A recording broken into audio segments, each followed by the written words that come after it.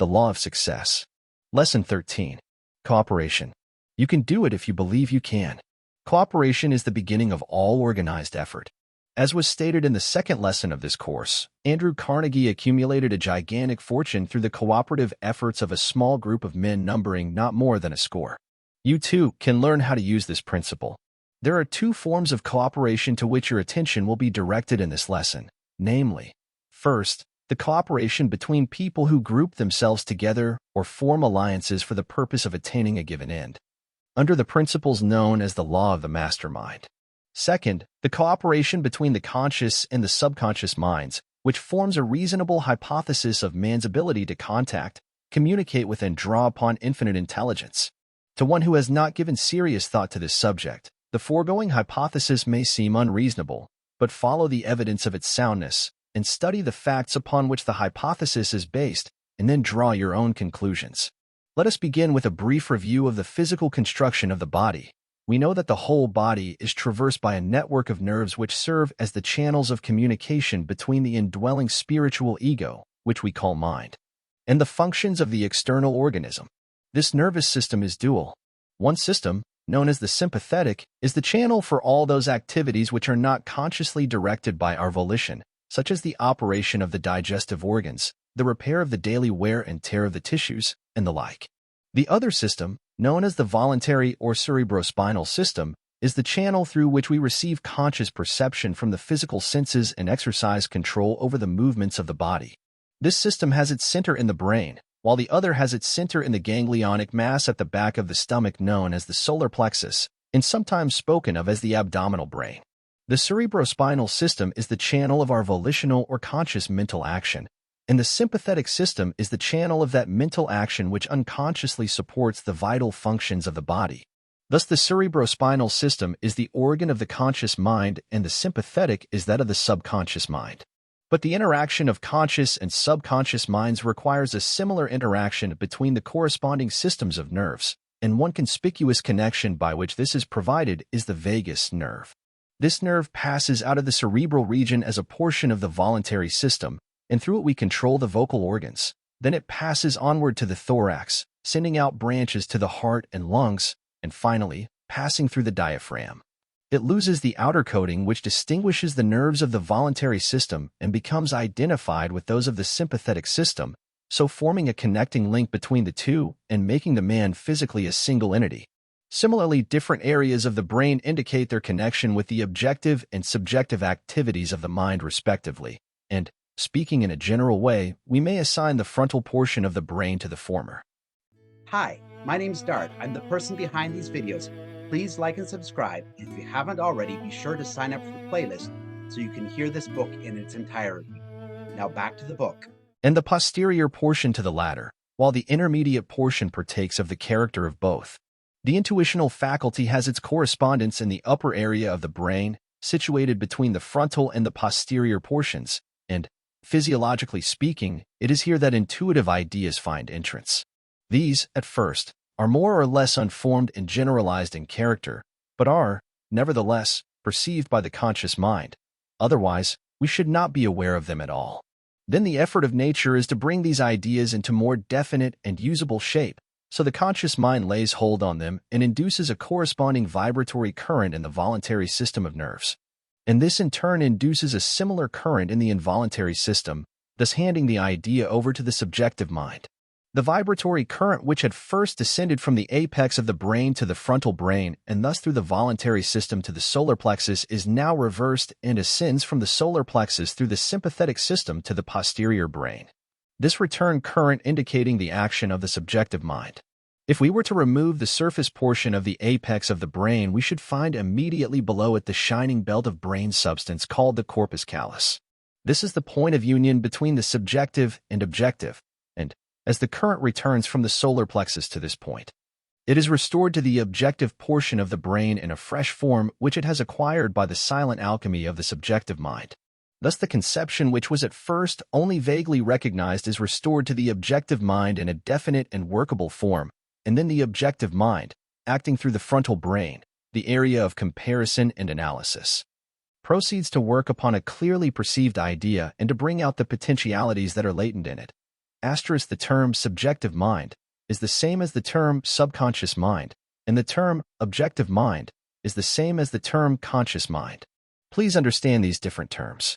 By studying this dual system through which the body transmits energy, we discover the exact points at which the two systems are connected and the manner in which we may transmit a thought from the conscious to the subconscious mind. This cooperative dual nervous system is the asterisk Judge T. Tord in the Edinburgh Lectures on Mental Science. Most important form of cooperation known to man, for it is through the aid of this system that the principle of evolution carries on its work of developing accurate thought, as described in Lesson 11. When you impress any idea on your subconscious mind through the principle of autosuggestion, you do so with the aid of this dual nervous system, and when your subconscious mind works out a definite plan of any desire with which you impress it, the plan is delivered back to your conscious mind through this same dual nervous system. This cooperative system of nerves literally constitutes a direct line of communication between your ordinary conscious mind and infinite intelligence. Knowing, from my own previous experience as a beginner in the study of this subject, how difficult it is to accept the hypothesis here described, I will illustrate the soundness of the hypothesis in a simple way that you can both understand and demonstrate for yourself.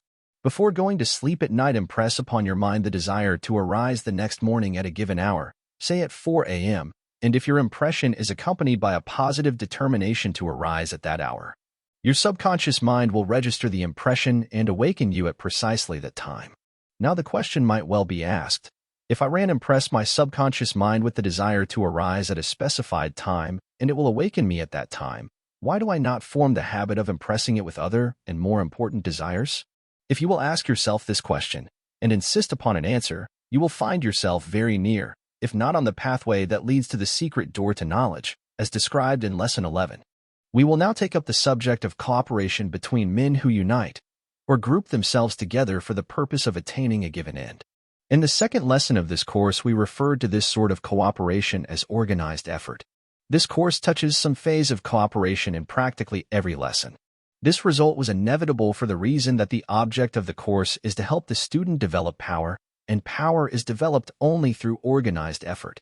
We are living in an age of cooperative effort.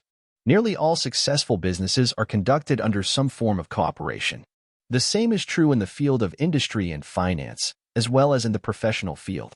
Doctors and lawyers have their alliances for mutual aid and protection in the form of bar associations and medical associations. The bankers have both local and national associations for their mutual aid and advancement. The retail merchants have their associations for the same purpose. The automobile owners have grouped themselves into clubs and associations. The printers have their associations, the plumbers have theirs, and the coal dealers have theirs. Cooperation is the object of all these associations. The laboring men have their unions, and those who supply the working capital and superintend the efforts of laboring men have their alliances, under various names. Nations have their cooperative alliances, although they do not appear to have yet discovered the full meaning of cooperation. The attempt of the late President Wilson to perfect the League of Nations, followed by the efforts of the late President Harding to perfect the same idea under the name of the World Court, indicates the trend of the times and the direction of cooperation. It is slowly becoming obvious to man that those who most efficiently apply the principle of cooperative effort survive longest, and that this principle applies from the lowest form of animal life to the highest form of human endeavor. Mr. Carnegie and Mr. Rockefeller and Mr. Ford have taught the businessman the value of cooperative effort. That is, they have taught all who cared to observe the principle through which they accumulated vast fortunes. Cooperation is the very foundation of all successful leadership. Henry Ford's most tangible asset is the well-organized agency force that he has established. This organization not only provides him with an outlet for all the automobiles he can manufacture, but, of greater importance still, it provides him with financial power sufficient to meet any emergency that may arise, a fact which he has already demonstrated on at least one occasion. As a result of his understanding of the value of the cooperative principle, Ford has removed himself from the usual position of dependence upon financial institutions and at the same time provided himself with more commercial power than he can possibly use. The Federal Reserve Bank system is another example of cooperative effort which practically ensures the United States against a money panic. The chain store systems constitute another form of commercial cooperation that provides advantage through both the purchasing and the distributing end of the business. The modern department store, which is the equivalent of a group of small stores operating under one roof, one management, and one overhead expense, is another illustration of the advantage of cooperative effort in the commercial field. In Lesson 15, you will observe the possibilities of cooperative effort in its highest form, and at the same time, you will see the important part that it plays in the development of power. As you have already learned, power is organized effort. The three most important factors that enter into the process of organizing effort are concentration, cooperation, and coordination. How power is developed through cooperation, as we have already seen, power is organized effort or energy. Personal power is developed by developing, organizing, and coordinating the faculties of the mind. This may be accomplished by mastering and applying the 15 major principles upon which this course is founded. The necessary procedure through which these principles may be mastered is thoroughly described in the 16th lesson. The development of personal power is but the first step to be taken in the development of the potential power that is available through the medium of allied effort or cooperation, which may be called group power. It is a well-known fact that all men who have amassed large fortunes have been known as able organizers. By this is meant that they possess the ability to enlist the cooperative efforts of other men who supplied talent and ability which they, themselves, did not possess. The chief object of this course is so to unfold the principles of organized and cooperative or allied effort that the student will comprehend their significance and make them the basis of his philosophy. Take, as an example, any business or profession that you choose, and you will observe, by analysis, that it is limited only by lack of application of organized and cooperative effort. As an illustration, consider the legal profession. If a law firm consists of but one type of mind, it will be greatly handicapped, even though it may be made up of a dozen able men of this particular type. The complicated legal system calls for a greater variety of talent than any one man could possibly provide. It is evident, therefore, that mere organized effort is not sufficient to ensure outstanding success. The organization must consist of individuals, each of whom supplies some specialized talent which the other members of the organization do not possess. A well-organized law firm would include talent that was specialized in the preparation of cases, men of vision and imagination who understood how to harmonize the law and the evidence of a case under a sound plan. Men who have such ability are not always possessed of the ability to try a case in court. Therefore, men who are proficient in court procedure must be available. Carrying the analysis a step further, it will be seen that there are many different classes of cases which call for men of various types of specialized ability in both the preparation and the trial of these cases. A lawyer who had prepared himself as a specialist in corporation law might be wholly unprepared to handle a case in criminal procedure. In forming a law partnership, the man who understood the principles of organized, cooperative effort would surround himself with talent that was specialized in every branch of law and legal procedure in which he intended to practice. The man who had no conception of the potential power of these principles would probably select his associates by the usual hit or miss method, basing his selections more upon personality or acquaintanceship than consideration of the particular type of legal talent that each possessed. The subject of organized effort has been covered in the preceding lessons of this course, but it is again brought up in connection with this lesson for the purpose of indicating the necessity of forming alliances or organizations consisting of individuals who supply all of the necessary talent that may be needed for the attainment of the object in mind. In nearly all commercial undertakings, there is a need for at least three classes of talent, namely, buyers, salesmen, and those who are familiar with finance. It will be readily seen that when these three classes of men organize and coordinate their efforts, they avail themselves, through this form of cooperation, of power which no single individual of the group possesses. Many a business fails because all of the men back of it are salesmen, or financial men, or buyers. By nature, the most able salesmen are optimistic, enthusiastic, and emotional, while able financial men, as a rule, are unemotional, deliberate, and conservative. Both classes are essential to the success of a commercial enterprise, but either class will prove too much of a load for any business, without the modifying influence of the other class. It is generally conceded that James J. Hill was the most efficient railroad builder that America ever produced, but it is equally well known that he was not a civil engineer, nor a bridge builder, nor a locomotive engineer, nor a mechanical engineer, nor a chemist, although these highly specialized classes of talent are essential in railroad building. Mr. Hill understood the principles of organized effort and cooperation. Therefore, he surrounded himself with men who possessed all this necessary ability which he lacked. The modern department store is a splendid example of organized, cooperative effort. Each merchandising department is under the management of one who understands the purchasing and marketing of the goods carried in that department. Back of all these department managers is a general staff consisting of specialists in buying, selling, financing, and the management of units or groups of people. This form of organized effort places back of each department both buying and selling power such as that department could not afford if it were separated from the group and had to be operated under its own overhead in a separate location. The United States of America is one of the richest and most powerful nations of the world. Upon analysis, it will be seen that this enormous power has grown out of the cooperative efforts of the states of the Union. It was for the purpose of saving this power that the immortal Lincoln made up his mind to erase the Mason and Dixon line. The saving of the Union was of far greater concern to him than was the freedom of the slaves of the South. Had this not been so, the present status of the United States as a power among the nations of the world would be far different from what it is. It was this same principle of cooperative effort that Woodrow Wilson had in mind when he created his plan for a League of Nations.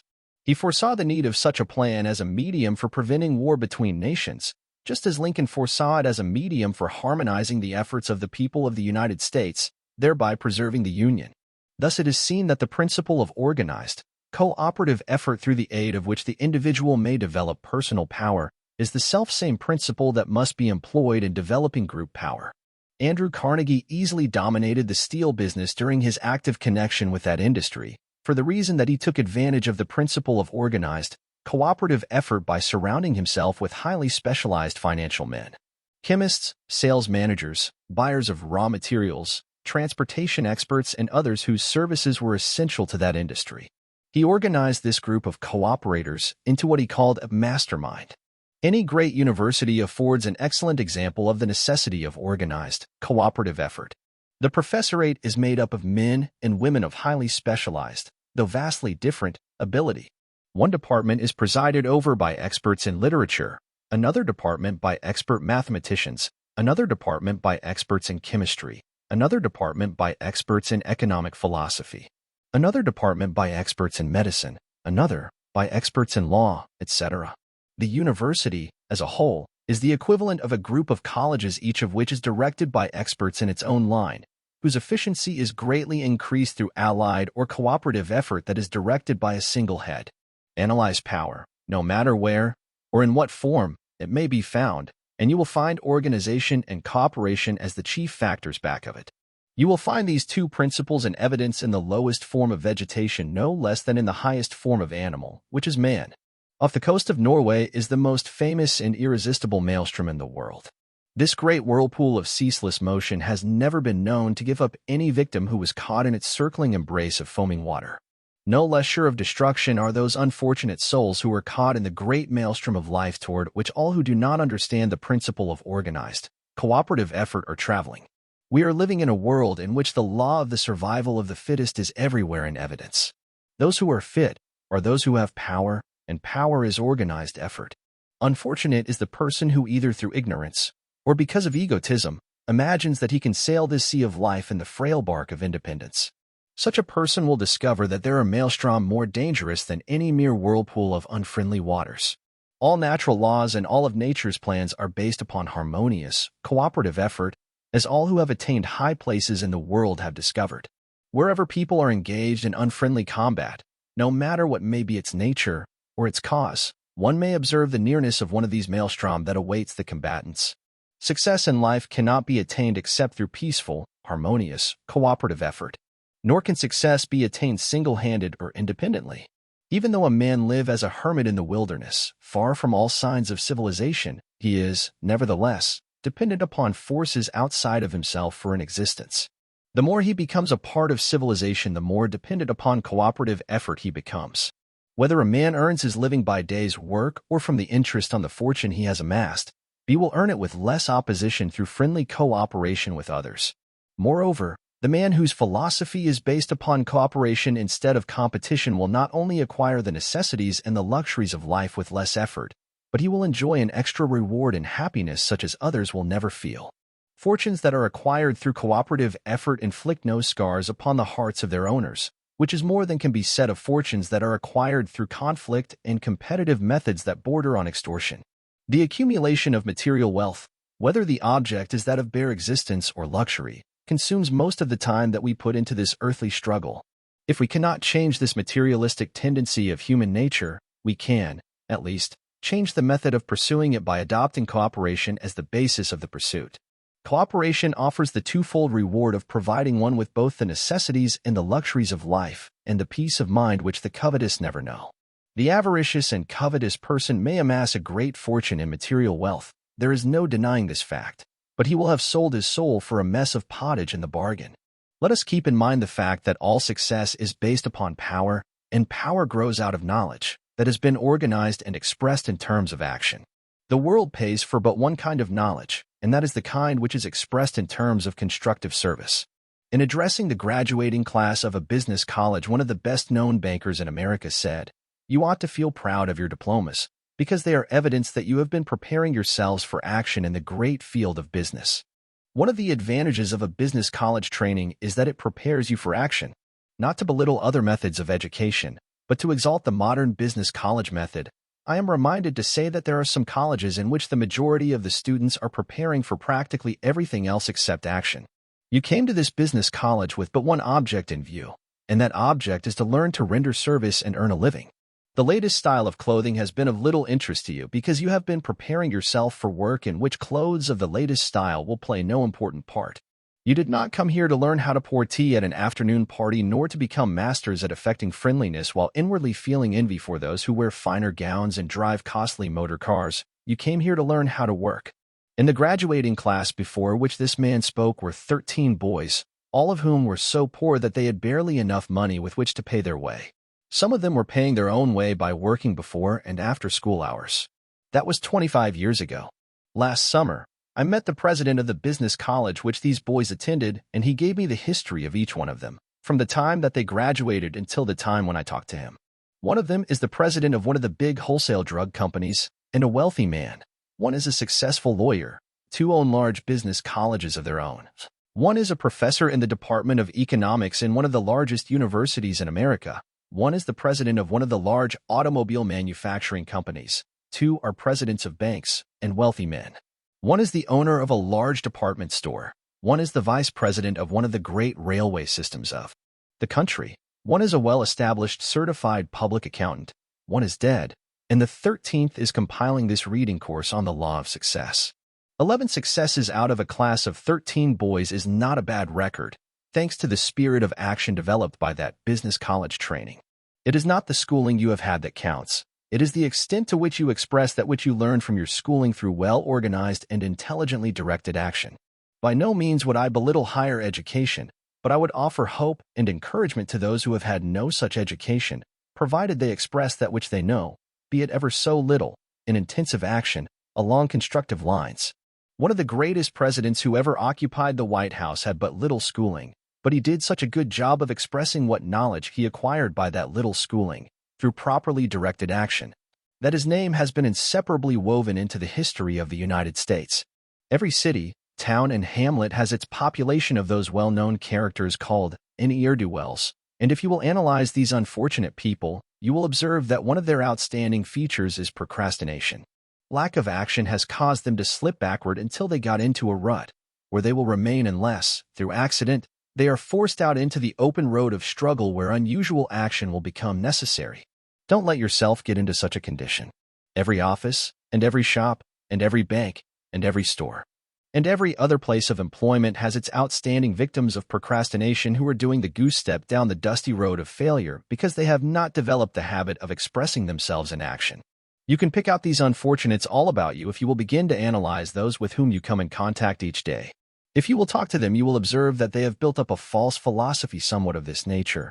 I am doing all I am paid to do, and I am getting by. Yes, they are getting by, but that is all they are getting.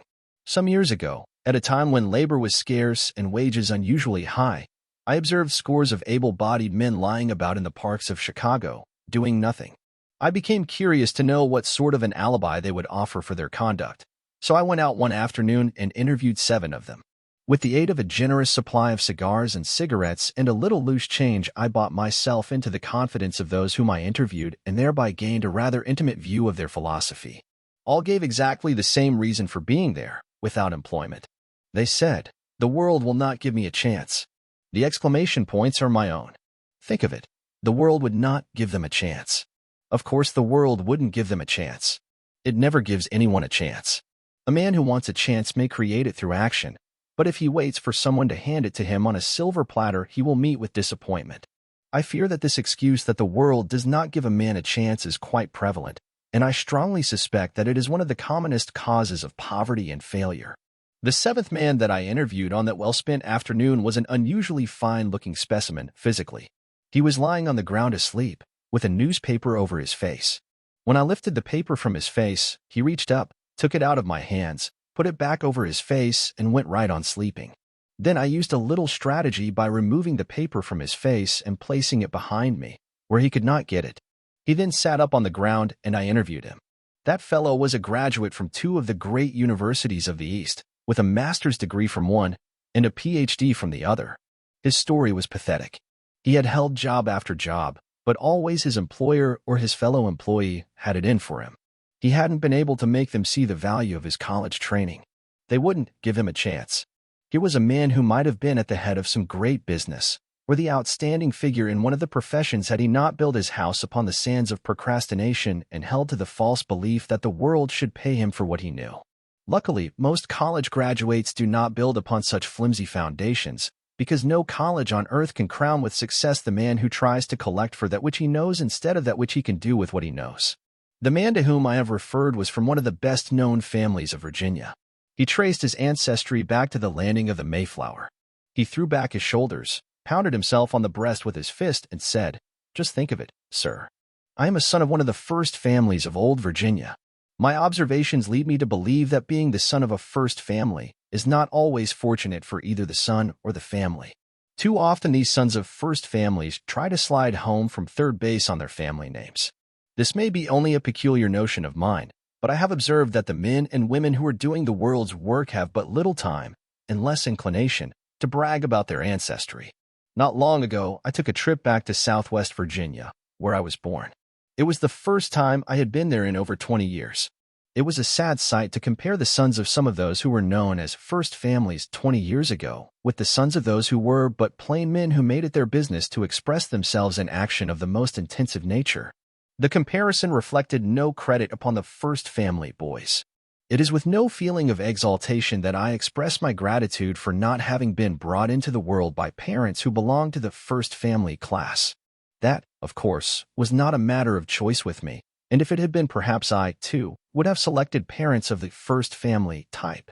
Not long ago, I was invited to deliver an address in Boston, Massachusetts. After my work was finished, a reception committee volunteered to show me the sights of the city, including a trip to Cambridge, where we visited Harvard University. While there, I observed many sons of first families, some of whom were equipped with packets. 20 years ago, I would have felt proud to be a student at Harvard, with a Packard car. But the illuminating effect of my more mature years has led me to the conclusion that had I had the privilege of going to Harvard, I might have done just as well without the aid of a Packard. I noticed some Harvard boys who had no packets.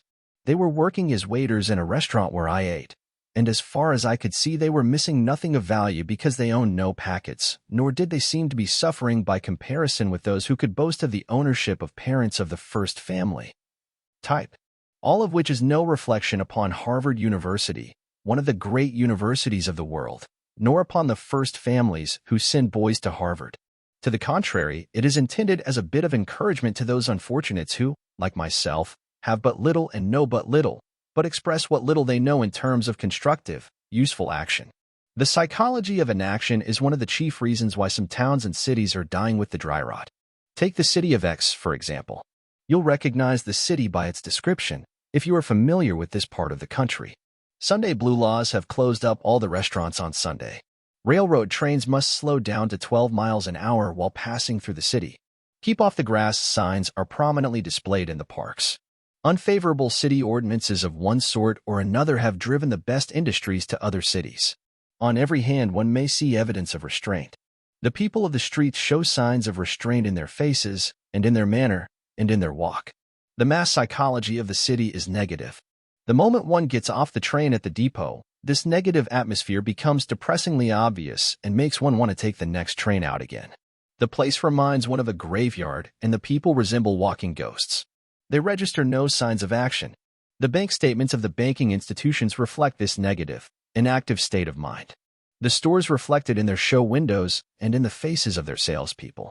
I went into one of the stores to buy a pair of hose. A young woman with bobbed hair who would have been a flapper, if she hadn't been too lazy, threw out a box of hose on the counter. When I picked up the box, looked the hose over, and registered a look of disapproval on my face, she languidly yawned. "They're the best you can get in this dump."